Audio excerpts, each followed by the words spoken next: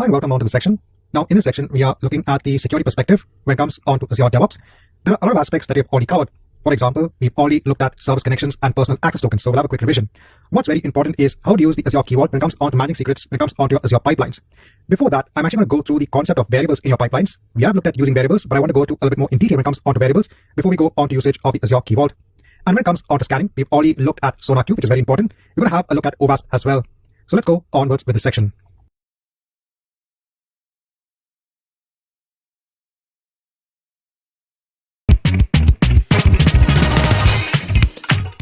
So I said the first thing I want to cover is actually the usage of variables when it comes onto your pipeline. So you can define and reuse a value within the pipeline with the use of variables. The value of the variable can actually change from run to run or from job to job. You can also define the same variable in different places. The most locally scoped variable will actually take effect. And you can also use variables within expressions. We've already seen the usage of variables in our pipeline. If I take a very basic pipeline, there was a variable section in which it defined name value pairs. For solution, it defined what is a type of solution file we want to choose as part of the build of our pipeline, what is the build platform, and what is the build configuration. But I want to start with the basics. For this, I'm going to go on to Azure repos. I'll create a new repository. Just give a name.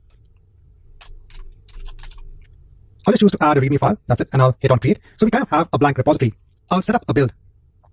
When we set up a build, the only thing we are getting when it comes on to configuring the pipeline is the starter pipeline and existing Azure pipelines YAML file. You can show more to see more types of pipelines that you can configure. See, early on when it came onto Azure repos, Azure DevOps was able to understand that you have a .NET application part of your Git repository. Hence, it shows you to configure your pipeline based on, let's say, ASP.NET. But here as part of my repository, I don't have anything in place. That's why it's giving us the option to start with a starter pipeline. Let me go ahead and choose this particular option because we want to start from the basics. I'll leave the trigger as it is, the pool as it is. Here in terms of the steps, let me go ahead and delete all this. Before the steps, let me define variables. Let me define a variable. Defining a simple variable name of database server name. In the steps, let me echo the value of that variable. This is pretty simple. We can do the echo command.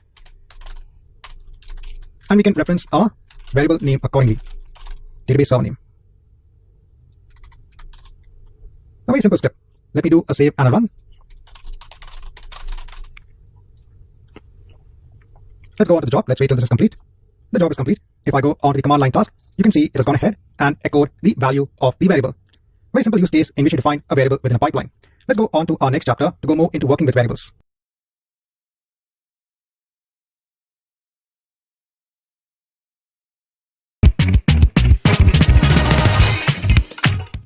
So in the prior chapter, we had started working with variables. In this chapter, let's look at a little more cases when it comes on to working with variables within our pipeline. I'll go on to the pipeline. Let me click on edit pipeline. In the pipeline, we had a step wherein we were echoing the value of the variable. Let me use bash now to change the value or set the value of this variable. So we had also seen an example of this earlier on as well. This is when it came on to our release pipeline. At that point in time, I had actually shown how you can use this command when it comes on task.set variable to set the value of the variable. We had done it via the use of a PowerShell script in a release pipeline. Here we are now working with the build YAML pipeline, and we can use either bash or PowerShell to again set the value of the variable that we have defined here. Here the value was server 4000. So this is at the global level in terms of this particular pipeline. Within a job, let's say within a stage, you want to go ahead and change the value of the variable. This is one way in which you can go ahead and do this. I can write a script again to echo the database server name. Let me save this. Let's run this again. Go on to the job. Job is complete. If I go on to the first command line, the expected value server 4000. I'll go on to the next command line and you can see the value has been changed accordingly. Going back on to variables, let me go and edit the pipeline again. I'll scroll down. I'll add another script here. I'll reference the variable in another way. This is another way in which you can reference our variable. Let me go ahead and save this. Let's click on save. Let's go on to the job. This is complete. If I go on to the last command line, wherein we have changed the way in which we are accessing our variable, you can see that we're getting server 4000. So in the previous bash script here, we had set the value on server 5000 and it was coming as server 5000, but here it's coming as server 4000. If I go back onto variables, let me click on edit. So what's the main difference here? This particular expression is actually rendered at compile time. What does this mean? When this entire script is actually compiled, so before it actually runs, this will automatically evaluate onto what is the initial value for the variable. Whereas if we do a simple echo and we access the variable in this particular way, this is done at runtime. This is when the script is running. When the script is actually running, right, it's executing these list of steps. At that point in time, we are setting the value of the variable. So this value is only going to be evaluated when the script is running. Whereas this value will be evaluated when the script is compiled at the first time before it is run. Hence, it's going to take this value that is defined here. So this chapter is going to go through a couple of more examples when it comes on to the usage of variables.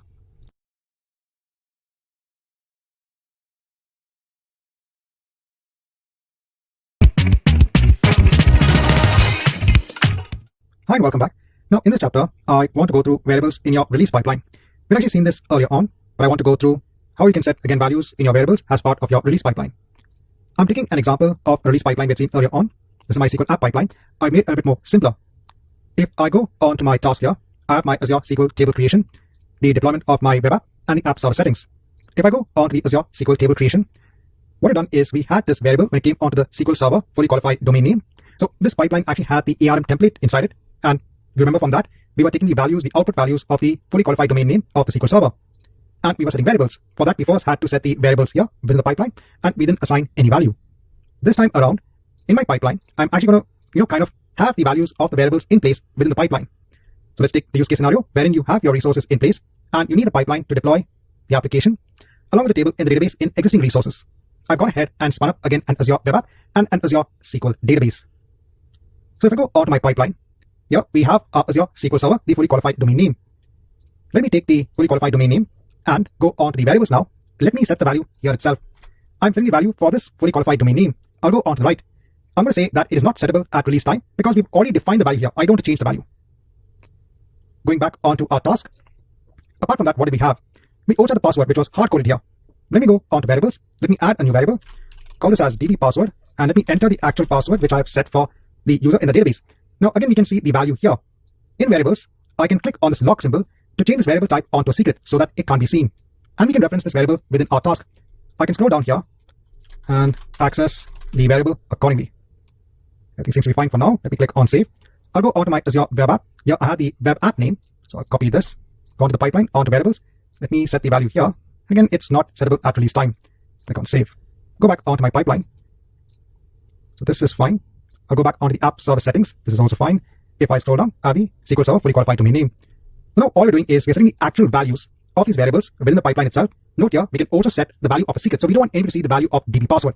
It is being set as a secret here. You can then go ahead and create a release, and then you can confirm if everything is working as expected. Once the deployment is complete, so I just have the approval at the end. But if I take the URL and if I go on to new tab, I can see my application in place. Here the only difference I told you is we are setting the values of the variables within the pipeline itself.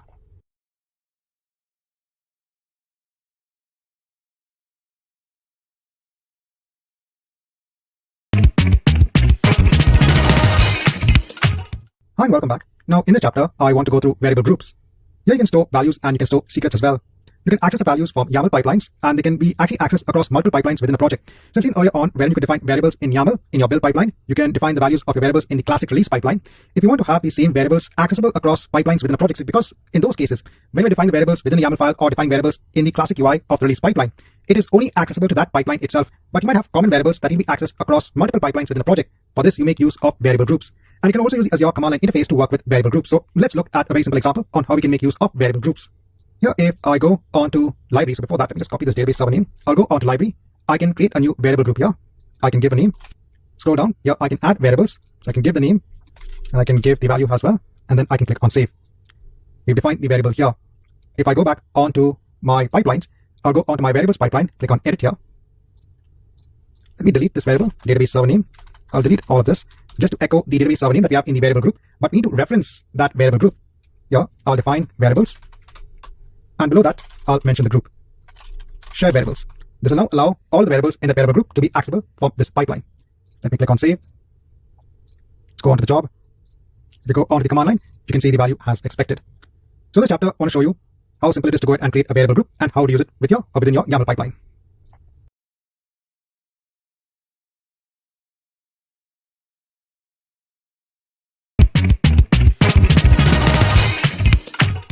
Now, in the prior chapter, we had seen how to make use of variable groups within your YAML pipeline.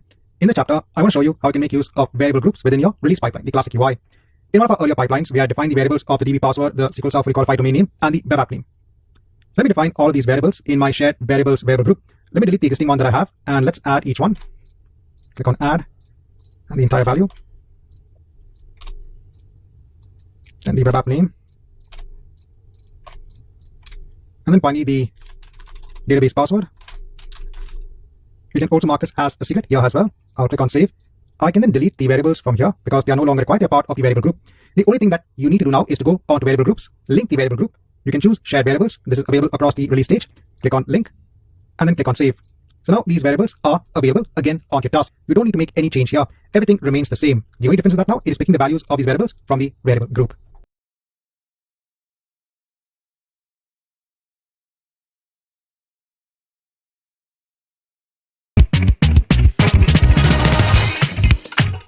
So in the earlier chapters, we had seen how we could work with variables in our release pipeline, how we can use variable groups, and in the variable groups, we could define values as secrets so that they are more secure in nature. So especially when you have passwords that need to be in place in your pipeline, you can define them as secrets. I now want to start the integration of using a service that we have in Azure when it comes on to storage of secrets. And you might be familiar with that particular service. That's the Azure Key Vault service. This is a managed service in Azure in which you can safely store your secrets, such as your database passwords. You can also store your certificates and your encryption keys. In this chapter, let's go ahead and create an instance of the Azure Key Vault service. And then in the subsequent chapter, we'll see the integration of the Azure Key Vault when it comes onto our Azure pipelines. Let me go onto all resources and create a new resource. Search for the Azure Key Vault service. Choose that. Hit on create. I'll choose an existing resource group that I have. I'll just try to give a unique vault name. Choose my location. Scroll down. In terms of the days to retain a deleted vault, I'll just keep it 7 days because I don't need the vault really. This is just for demo purposes. Go on to access policy. I'll leave everything as it is. Go on to networking. Here is all networks. Go on to review and create. Let's go ahead and create the key vault. And let's come back once you have the key vault in place. Once you have the key vault in place, let's go ahead onto the resource. And here is where you can actually define your encryption keys, you can define your secrets, and you can define your certificates. Let's now connect onto this chapter. And in the next chapter, let's see how we can integrate the usage of the Azure Key Vault with our Azure pipeline.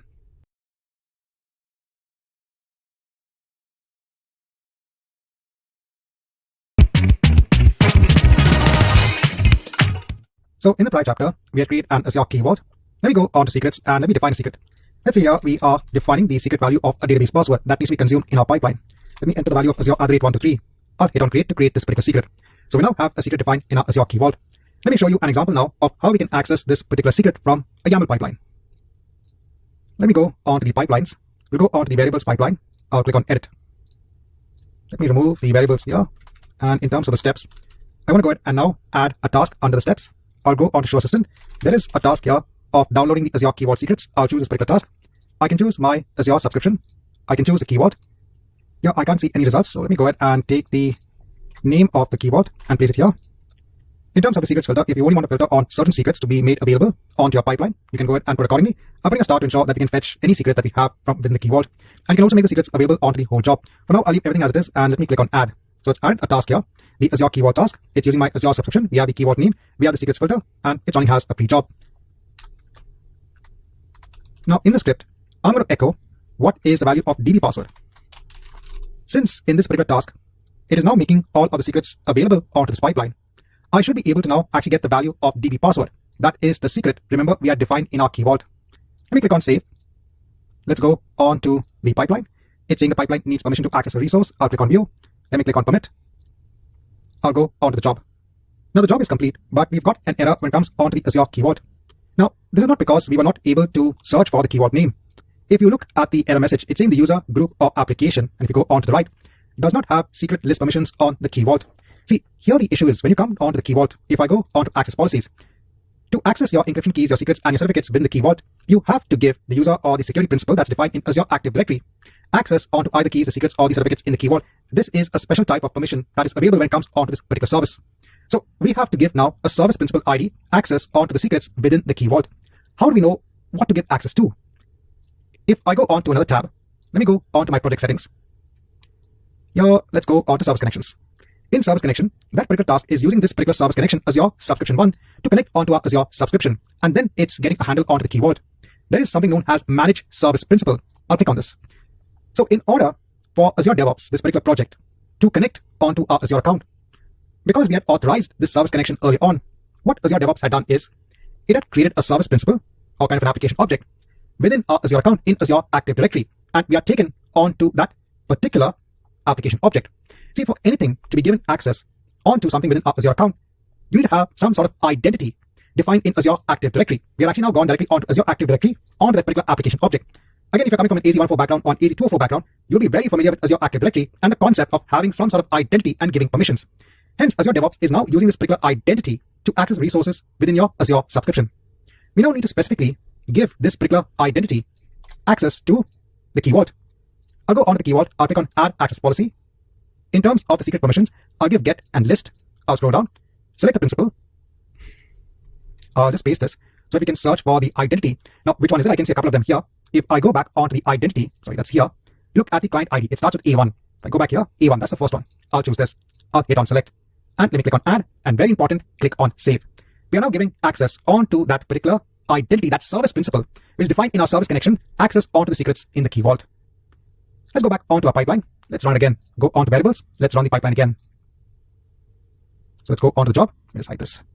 And now you can see that the job is complete. There is no error. If you go onto the command line, you can't see the value of DB password because see, in the end, it's a secret. You can make use of it now within your script. So if you want to connect onto an Azure SQL database from within your pipeline, you can do that. You can now use the variable. If I go back here and click on edit, you can now use this $ and DB password within your script to reference the value of that particular secret you have defined in the key vault. It's only that from a security perspective, when you do an echo for that particular secret, it's going to show it as a secret. It's not going to show the value. If you want to confirm you're getting the correct value of a secret, I'll just enter in some code. What this code does is it takes the value of a secret, puts it in a text file, and then we can copy that file onto our build artifact staging directory, and then we can publish our build artifact staging directory. So I just entered those particular lines of code. I said here, I'm taking the DB password and echoing its value onto a text file. I'm using the task of copy files to now copy that database password.txt file onto the build artifact staging directory, and then I have a task to publish that artifact. To publish basically whatever contents are there as an artifact. I'll click on save, and let me click on save over here. Let's wait for the job to complete. Once the job is complete, you will see everything has passed. There is an artifact that has been produced. Click on it. It will say to leave. So it's going on to the artifact. Click on dbpassword.txt. It will download. Open it, and you can see the value accordingly. So in this chapter, I want to now show you how you can integrate your Azure Key Vault when it comes onto your YAML pipelines. This is one way of doing it.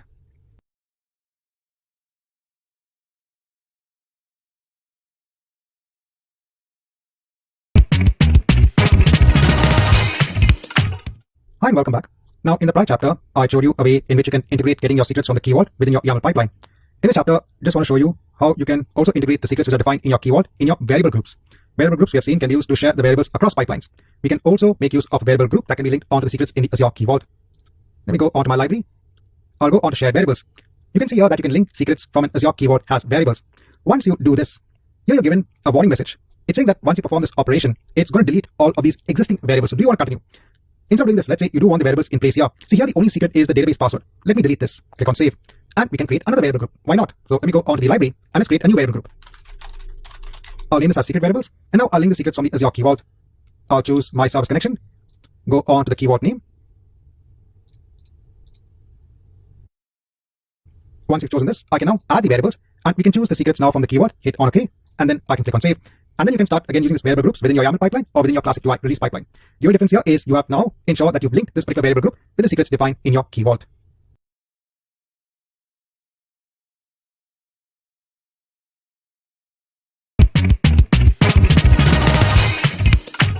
Hi and welcome back.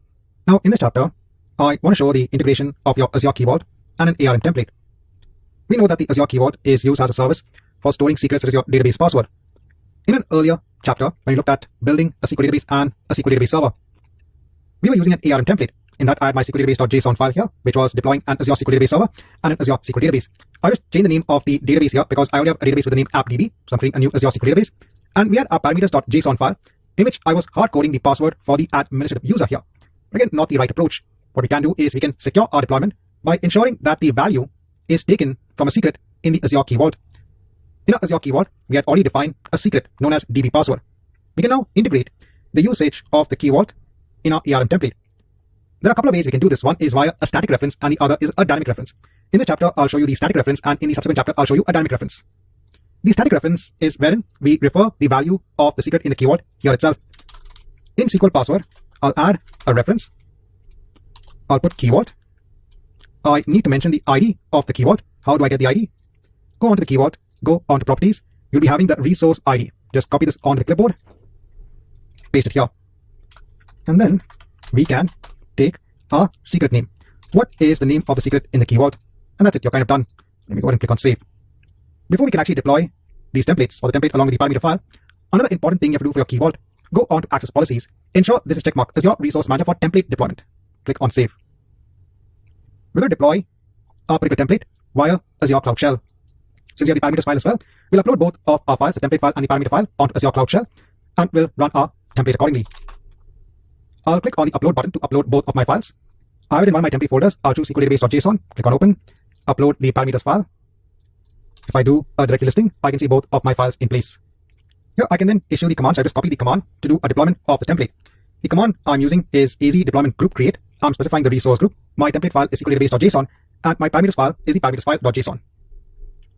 Go ahead and hit on enter, and this should do a deployment of the SQL database server and the SQL database. Let's come back once this is complete. So after some time, I can see the deployment is complete. If I go on to another tab, I can see my new DB database in place. If you want, you can go ahead and connect to it just to confirm. First, you need to go on to the server. So go back onto the overview, click on the server name. I need to set the firewall. So I'll go on to the networking settings. I'll scroll down, add my client IP address, click on save because we have a firewall when it comes onto the Azure SQL database server. Now I'll go on to my database, onto the query editor. In the password, I'll put Azure@123. This is the secret value defined in my key vault. Click on OK, and we are connected. So in this chapter, I want to show you one way in which you can retrieve the value of a secret from the key vault and embed that within your ARM template deployment.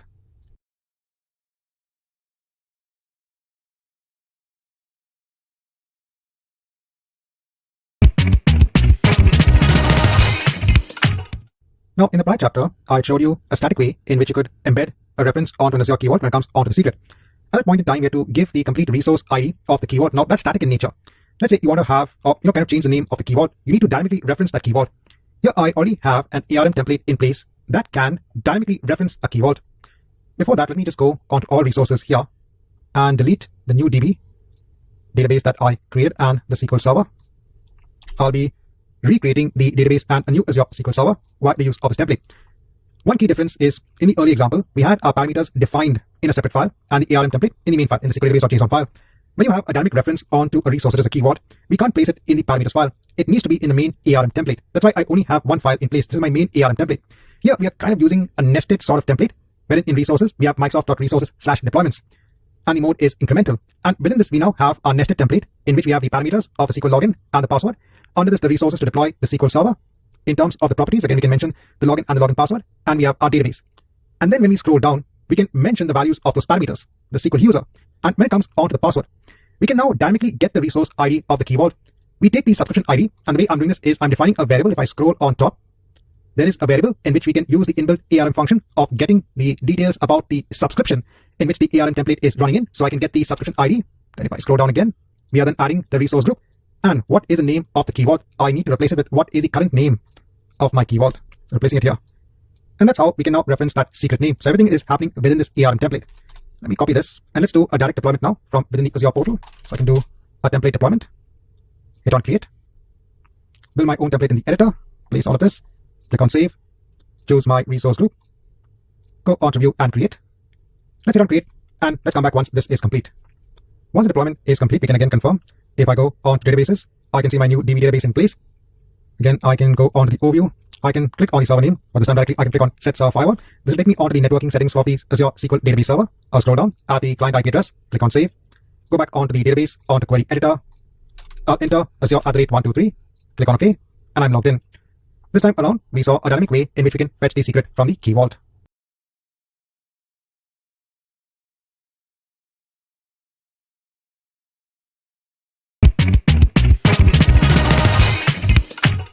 Hi and welcome back. Now in this chapter, I want to go through how you can use OWASP, this tool called the ZAP scanner, within your pipeline. So OWASP is the Open Web Application Security Project, which is basically a non-profit foundation. So you have communities across the world that are working together in terms of improving security. In fact, you would have heard of OWASP Top 10. These are the top 10 critical security risks onto web applications. You will get details on the site when it comes onto these top 10 application security risks. Now, there is a tool known as the ZAP scanner that you can use as part of your pipeline. What this scanner can do is it can actually go onto your website and look at all of the security risks based on what is defined by OWASP themselves. For implementing this, I've taken help from this particular link when it comes on to leveraging OWASP ZAP in the release pipeline. You can actually go through this particular page. So we are going to be looking at a similar example when I want to use the scanner to scan an application that I have. So I have an Azure web app running. I had used a pipeline earlier on. So let me go on to a new tab. And it had a SQL app application in place. Now for implementing this, we are going to have some tasks when it comes onto a release pipeline. So when it comes onto the classic UI.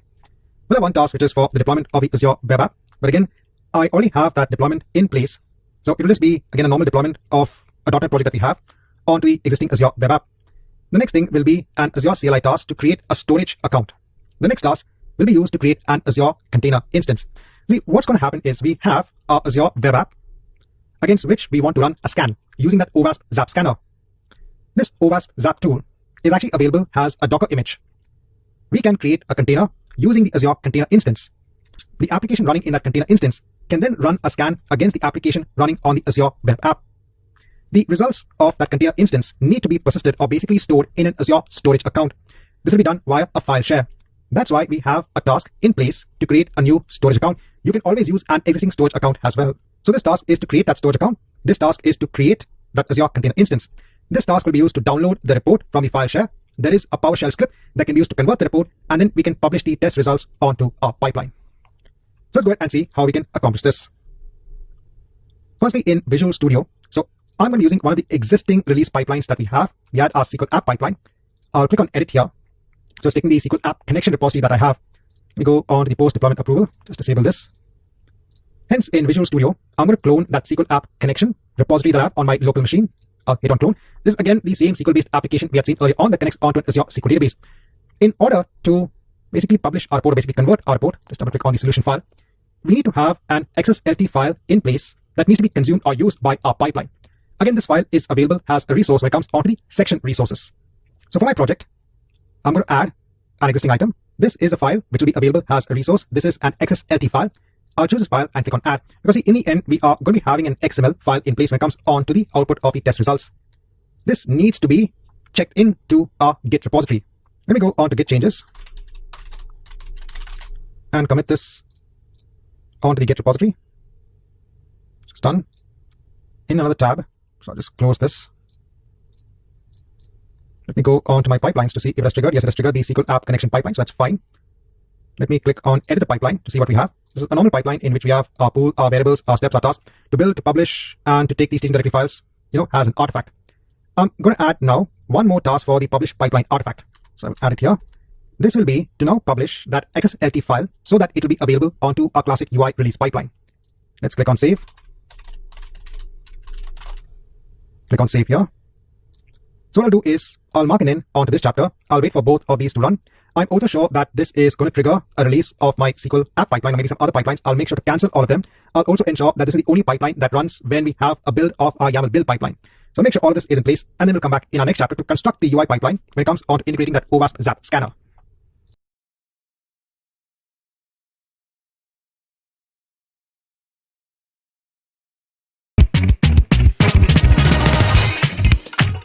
So I've come back and my job is complete. There was just a small mistake that I made when it came onto my pipeline in terms of the directory in which I had my XSLT file in place. I had to make sure that I was referencing SQL app, because if I go onto my repos in another tab in SQL app connection, it's under the SQL app folder. Make sure I did that change and I ran the pipeline again. Let's go on to our releases now. I'll edit my SQL app pipeline. I'll go on to the jobs.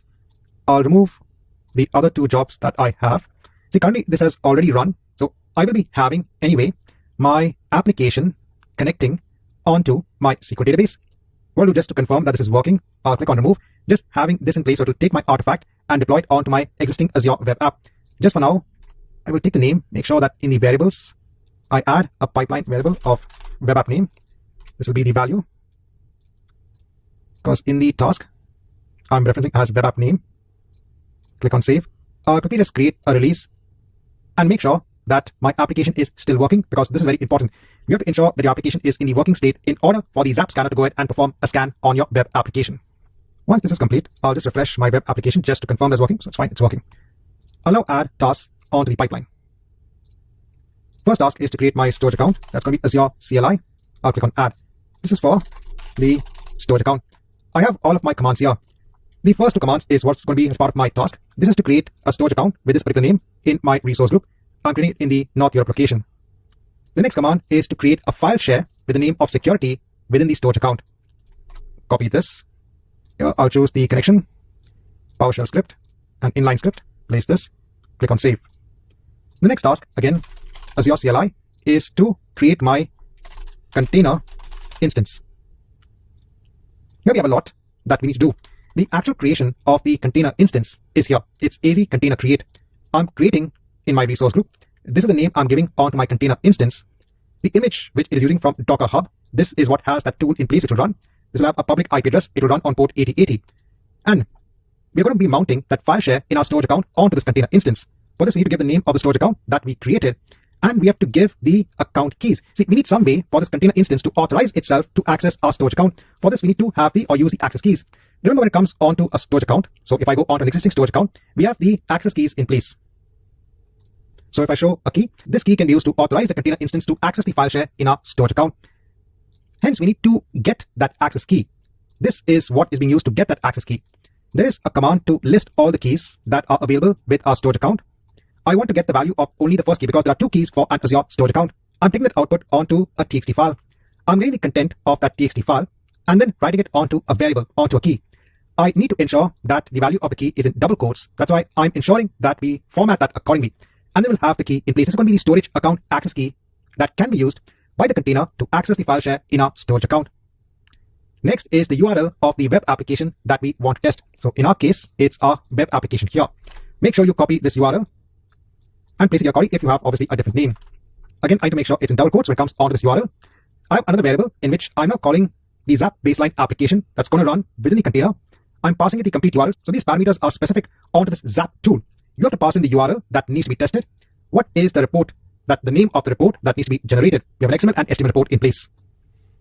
And in the AZ container create command, if I scroll on to the right after the key, we are giving the name of the file share to copy the reports into. We actually have to mount that file share onto a mount path within the container. And in the command line, what is a command that needs to be executed? What is a command that needs to be executed is right here. I'll take all of this. Let's place it here. PowerShell inline script. Click on save. Now the next task will be to download the report. Let me create a new task. I'll again choose Azure CLI. Click on add. This will be to download report. Go on to the task.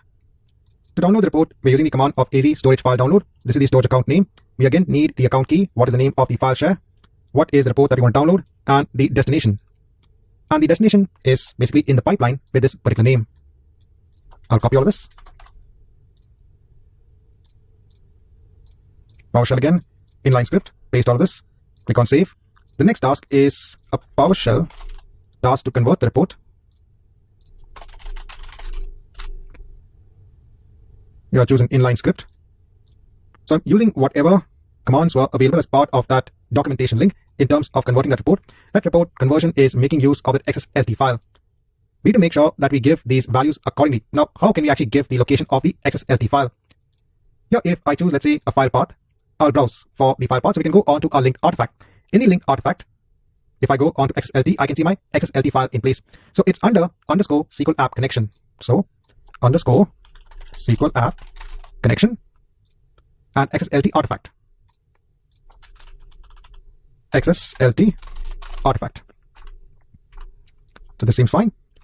So let's copy all of this. Click on cancel. Now choose an inline, paste all of it. Click on save. And the last task is to publish the report. Publish the test results. Click on add. Scroll down. The test format is NUnit. And in terms of the test result files, it is the converted report file that we generate in the last PowerShell script. That's here, what we had specified over here. With all of this in place, I'll click on save and let me create a release. Let's see if all of the tasks go on completion. If not, we will diagnose the errors and then run it again accordingly. Now I'm back. Now I did run into some issues when it came on to the release itself. I'll tell you about the change that I had made. But after the deployment is a success, you can see some tests that have failed here. This is actually coming from that OWASP Zap scanner. Here, if you click on the 11 tests that have actually failed, you'll be taken on to the test results. And if you scroll down, you will see what is a test that's actually failed. You'll get some information on the right-hand side. Now, what is the change that I actually made? If I go onto my SQL app pipeline, here the only change I made was in the stage of the download report. Actually, this is where I was actually getting an error. The error I was getting was that the report, which gets generated by the Azure Container Instance in the file share, was not available. But when I was to go into the storage account in the file share, I could see that the container instance was indeed generating the file. But maybe it's taking time for that file to basically take effect in terms of its presence and this Azure CLI script in downloading the report. So maybe the file is there, but it's taking time for Azure to understand that the file is actually in place in that particular file share. Hence, in this particular script, I added a PowerShell commandlet to basically just sleep for 30 seconds first and then continue with the downloading of that particular report.xml. That's the only change I made. If I go on to all resources within my Azure account, and if I hit on refresh, you will see the OWASP Azure Container Instance in place. This will have actually run in the background and then gone ahead and done its job in running the tool. Don't worry about the status. It's run in the background. It has done its job. If you go on to the storage account that got created, so we have the storage account here. If you go on to the file share, onto the security file share, here you will see the files that got created by the container instance. So in this chapter, I want to give you an example on how you can actually run the OWASP test when it comes onto the Zap scanner as part of your pipeline.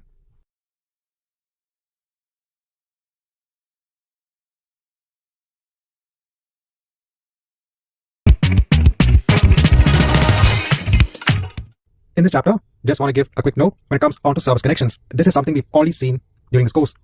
When we want to connect onto an external service, we make use of a service connection. If you go onto the project settings within your project, you have the service connections. Here we have a number of service connections in place. So when Azure DevOps wants to connect onto, let's say, your Azure subscription, or onto GitHub, or onto an Azure Kubernetes cluster, you can create a service connection and then use it within your pipeline.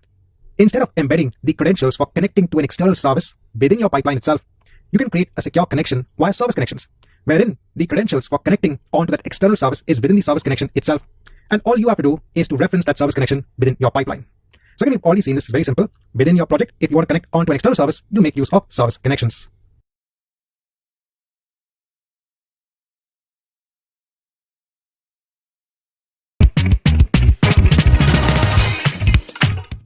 In this chapter, just want to give a quick note when it comes now onto personal access tokens. When you're looking at service connections, this is for Azure DevOps to securely connect onto an external service. We had used personal access tokens when something needs to authenticate with Azure DevOps, so the other way around, an incoming connection onto Azure DevOps. So as an alternate onto a password, you can generate a personal access token. And we had done this earlier on. If I go onto personal access tokens, we did generate a number of personal access tokens. For example, when we wanted to have a self-hosted agent running on an Azure virtual machine, and that needed to be part of our agent pool, it could use a personal access token. Or when it wanted to become part of a deployment group, when you create a new personal access token, you decide what is the access you are giving to that personal access token within Azure DevOps. So when something needs to connect onto Azure DevOps onto a particular feature, one way, if it is available, is to make use of personal access tokens.